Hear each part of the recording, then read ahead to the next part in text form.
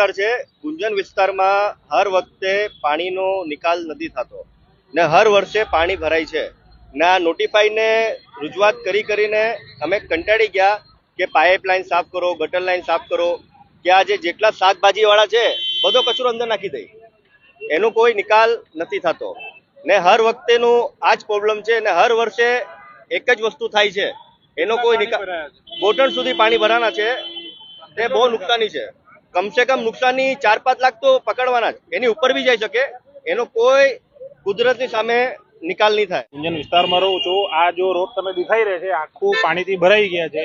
આમ જો આપણે કહેવાનું છે કે જેની બી દુકાન છે અહીંયા એ લોકોનું લાખોનું નુકસાન થઈ ગયા છે. અહીંયા તે આપણી ગુજારિશ છે જેડીસી થી કે અહીંયા જે ગટરનું કામ છે એ વ્યવસ્થિત કરો તમે, તાકી બીજા કોઈ બી માણસો હોય જે અહીંયા રહેવાસી હોય એને તકલીફ ના પડે. ગુંજન વિસ્તાર અહીંયા પાણી ઘણા ટાઈમથી ભરાય છે, પણ 2 વર્ષ નથી ભરાણું, બાકી 18-20 વર્ષથી 25 વર્ષથી આ જ પોઝિશન છે. બધા જે વાતો કરે તે બધી ખોટી વાતો કરે છે. કદાચ આમ પાણી નહીં ભરાય, તેમ નહીં ભરાય. આ બધા દુકાનો વાળા બધા ટોટલ ગુંજનમાં આપણે જાયડીસી, આપણે ગુંજન હાઉસિંગ બધી દુકાનોમાં ખાલી વાતું છે ને આ બધી કુદરત સામે કોઈનું ચાલતું નથી ભાઈ. વરસાદ એટલો પડી જાય છે ને તો આનો નિકાલ કરો કાક પાણીનો.